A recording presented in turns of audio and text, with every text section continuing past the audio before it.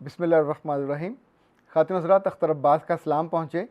दुनिया में हम बड़ों के बारे में जजमेंटल कम होते हैं।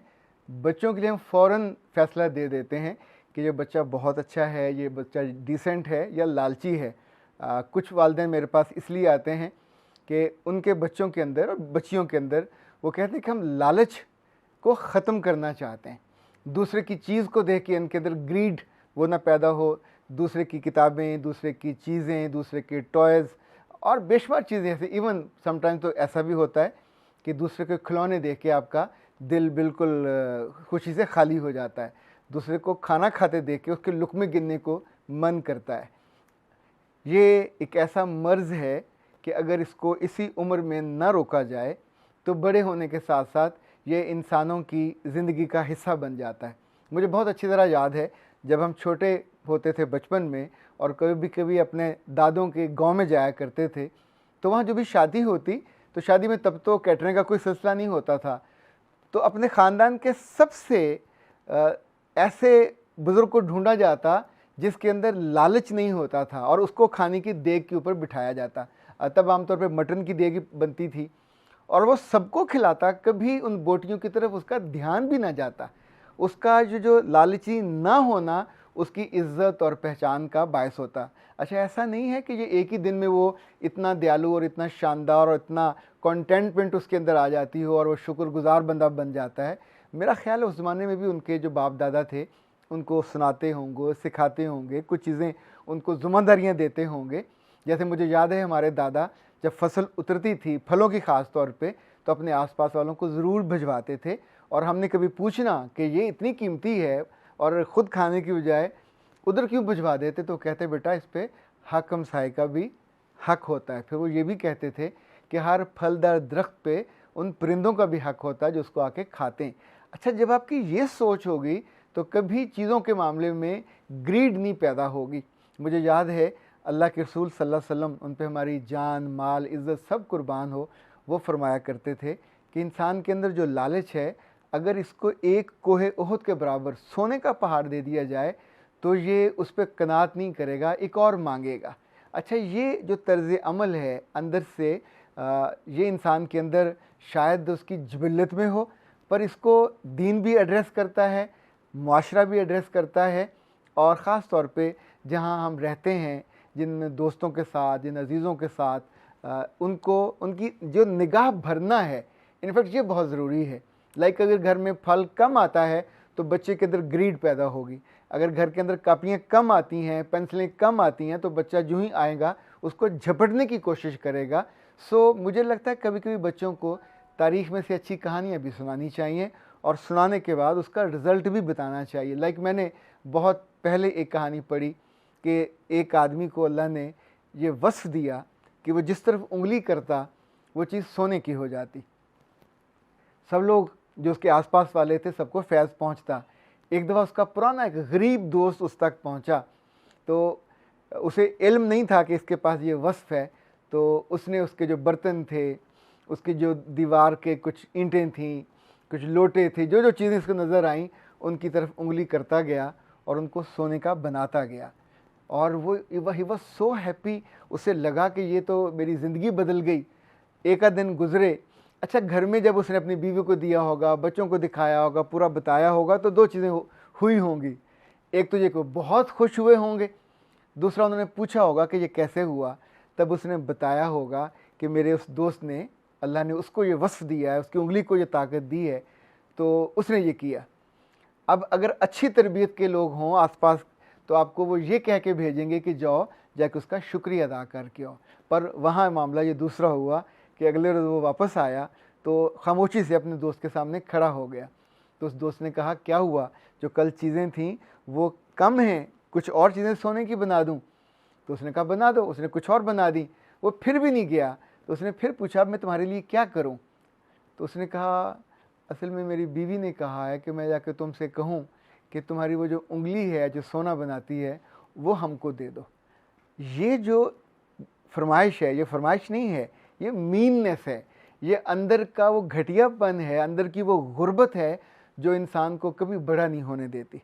इशफाक साहब, अल्लाह उन्हें गरी के रहमत करे, कमाल बुज़ुर्ग थे, कमाल राइटर थे।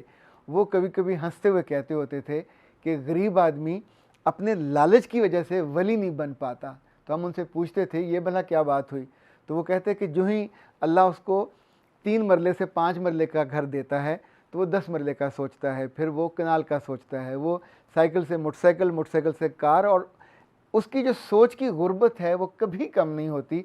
वो हमेशा चीज़ों की मोहब्बत में अटका रहता है।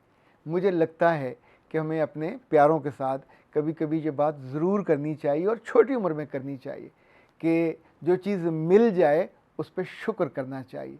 जिस चीज़ की कमी हो उसकी कीमत अदा करने के लिए एफ़र्ट करनी चाहिए, उसके लिए कोशिश करनी चाहिए।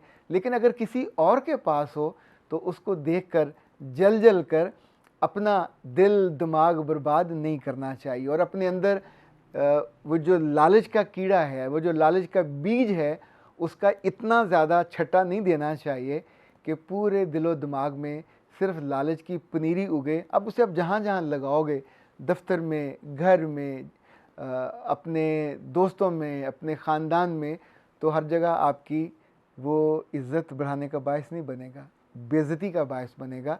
ये जो दफ्तरों में बाद लोगों को चेक किया जाता है कि वो पेंसिलें और कागज़ और इस तरह की चीज़ें उठा के ले जाते हैं, तो अब जब वो पकड़े जाते हैं तो क्या ख्याल है, उस लालच की वजह से वो जितनी इज़्ज़त, जितनी रिस्पेक्ट बनी होती है, सब चली जाती है। इसी तौर पे बाद लोगों को आदत होती है, इसी मीननेस और लालच की वजह से वो चलते चलते कोई ना कोई फल उठा लेते हैं, कोई और चीज़ उठा लेते हैं, बड़े बड़े स्टोर्स से चीज़ें चोरी कर लेते हैं। जब कैमरों में पकड़े जाते हैं तो बाद में उनके चेहरे देखने वाले होते हैं। खुदा ना करे आप में से किसी के साथ ऐसा मामला हो। हमेशा रब से बड़ा दिल मांगिए, बड़ा ज़र्फ़ मांगिए, ताकि वो आपको न सिर्फ इज़्ज़त ज़्यादा दे, न सिर्फ ज़र्फ़ ज़्यादा दे, लोगों के दिलों में आपके लिए जगह भी ज़्यादा हो।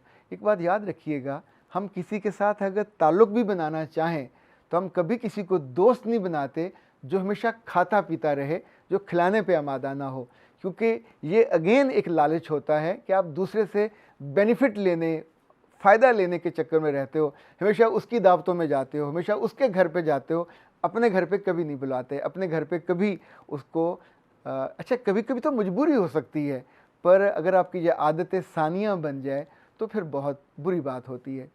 कल हमने एक हमारे दोस्त हैं तनवीर शहजाद साहब, वो रेडियो जर्मनी के साथ बहुत बरसों से वाबस्ता हैं, बहुत ही प्यारे इंसान हैं।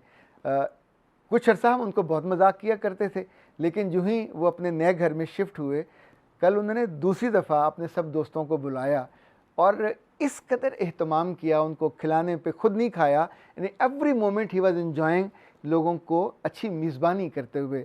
एक एक कमरे में लेके गए, एक एक उन्होंने चीज़ दिखाई, अपनी बेटियों के जिस तरह डेकोरेट किया, अपने बेडरूम को जैसे डेकोरेट किया, अपने सिटिंग रूम को जैसे डेकोरेट किया।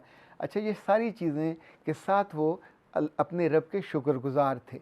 उन्हें अपने पुराने दिन भी याद थे, उन्हें आज के दिन भी याद हैं, उन्हें आने वाले दिन भी याद हैं कि कैसे अपने बच्चों को वो ग्रो कर रहे हैं।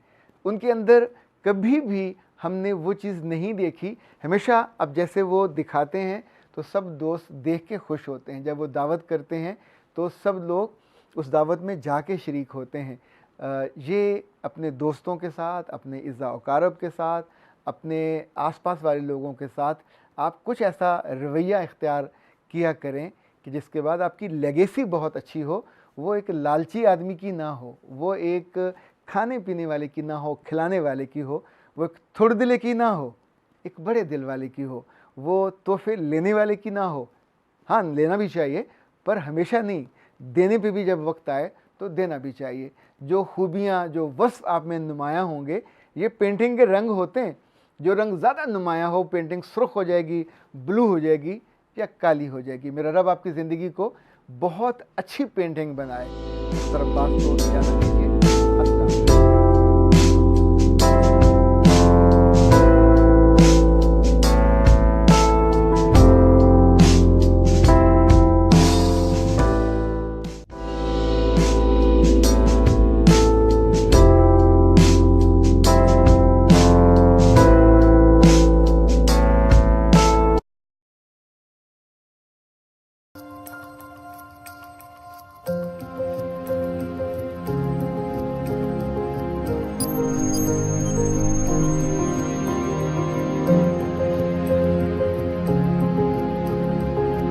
है।